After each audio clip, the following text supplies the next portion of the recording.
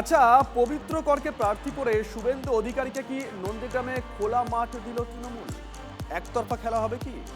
হলদি নদীর পারে যখন জল্পনার স্রোত, তখন নীরব ঘাতকের মতন বিজেপি ভাঙছেন পবিত্র। শুরু হয়েছে ঘর দিয়ে। এখন কর গুণে তৃণমূল হিসেব করছে কোন কোন পঞ্চায়েতে জোড়াফুল ফুটবে, কোথাকার জল কোথায় গড়ায় বোঝা যাবে। হুঙ্কার বিজেপি। উনি সর্বভারতীয় রাজনীতি করে, রাজ্য রাজনীতি করে, আমি কিন্তু নন্দীগ্রামের রাজনীতি করি। ভোটের আগেই সরকার বদল নন্দীগ্রামে। পবিত্র ছোঁয়ায় বিজেপির পঞ্চায়েতে সমীকরণ বদল। পবিত্র পত্নী, যিনি আবার বিজেপি পরিচালিত বয়াল 1 নম্বর পঞ্চায়েতের প্রধান, যোগ দিলেন তৃণমূলে। জোড়াফুলে যোগ দেওয়ার কয়েক ঘন্টার মধ্যে নন্দীগ্রামের মতো আসনে শুভেন্দু অধিকারীর বিরুদ্ধে প্রার্থী। তারপরেই নিজের ঘরণীকে টেনে বিজেপিকে ধাক্কা দেওয়ার কাজটা শুরু করলেন পবিত্র।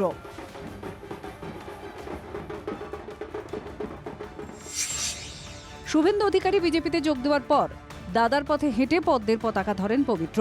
নন্দীগ্রামের রাজনীতিতে অনেকেই বলেন, শুভেন্দু যাদের উপর ভরসা করতেন তাঁদেরই অন্যতম ছিলেন পবিত্র।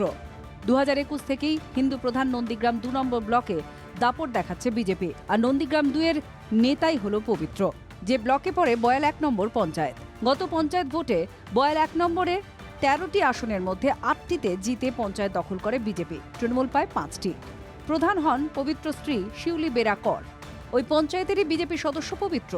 প্রথমে পবিত্র, তারপর স্ত্রীর দল বদলে বয়াল 1-এর গরিষ্ঠতা হারালো বিজেপি।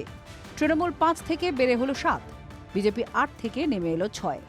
আমরা সাধারণ বাড়ির ছেলে বলে একদম ব্যবহার করা হয়েছে, বিভিন্নভাবে আইনের এতে ঢুকিয়ে দেওয়া হয়েছে, দিয়ে আমাদের কষ্ট দেওয়া হচ্ছে। কিন্তু কোনো শুভেন্দু অধিকারী কোনো প্রকল্প নেই, কিছু নেই, খালি ভাঁওতাবাজি। 2021-এর মর্যাদার লড়াইয়ে নন্দীগ্রাম থেকে 1956 ভোটে জেতেন শুভেন্দু অধিকারী। 2023-এর পঞ্চায়েত ভোটে নন্দীগ্রামের 17টি পঞ্চায়েতের মধ্যে 11টিতে জেতে বিজেপি। 2টি সমিতি দখল করে পদ্মশিবির। 2024-এর লোকসভা ভোটের নিরিখে নন্দীগ্রাম থেকে 8200 ভোটে এগিয়ে বিজেপি। শেষ 3টি বড় ভোটের হিসেবে স্পষ্ট নন্দীগ্রামের গেরুয়া জমি আরো শক্ত হচ্ছে।